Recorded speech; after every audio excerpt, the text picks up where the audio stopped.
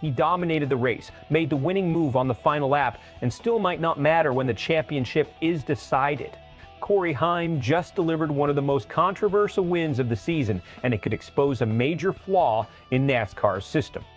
The NASCAR Truck Series returned to Rockingham Speedway, and it delivered chaos late. Corey Heim controlled most of the race, sweeping both early stages, but the finish, that's where everything changed. On the final lap, Heim made a decisive move to pass Kaden Honeycutt for the win with help from his own teammate Tanner Gray. Gray didn't back off. He didn't give space. He effectively blocked Honeycutt's shot.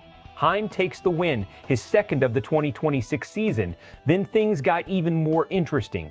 Chandler Smith was disqualified post-race, which pushed Heim into the points lead. But here's the twist. Heim isn't even eligible for the playoffs. Let's slow this down, because this isn't just about one race. Corey Heim is running a limited schedule this season. That means even though he's winning races and now leading in points, he doesn't qualify for the Truck Series postseason. No waiver, no exception. So you have a driver outperforming the field, but essentially removed from the championship picture. That alone creates tension. Now layer in what happened on that final lap. Teammate involvement. Tanner Gray didn't just race, he influenced the outcome. That brings up one of the oldest and most uncomfortable questions in motorsports. Where is the line between teamwork and race manipulation? And inside the garage, drivers notice this. Because if one team is coordinating late race moves like that, others start wondering if they're racing equal competition or organized strategy. Let's break this down from a competitive and strategic standpoint. Start with Corey Heim. Right now, he looks like the fastest driver in the Truck Series. Stage wins, race wins, consistency. On pure performance, he's a title favorite. But NASCAR's structure doesn't reward part-time dominance. And that creates a strange dynamic. Heim becomes a disruptor, not a contender. He can take wins, steal points, and affect playoff drivers without ever fighting for the championship himself. That's dangerous, because now full-time drivers are not just racing each other, they're dealing with a wild card who has nothing to lose. Now let's talk about the finish. Tanner Gray's role is the story. From a team perspective, it makes sense. TRICON Garage maximized its result. They ensured the win stayed in-house.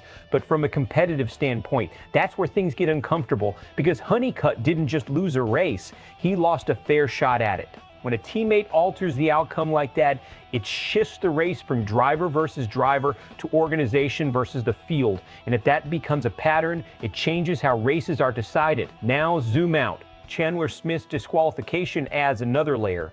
Points shift. Momentum changes, and suddenly a driver who can't even compete for the title is sitting at the top of the standings. That's not just unusual, it's structurally messy. So the question becomes, is NASCAR okay with this system? Because right now the rules are creating a scenario where the best performing driver may not even be allowed to compete for the championship. That's a credibility risk. Fans are split, and the debate is getting loud. Some are praising Heim.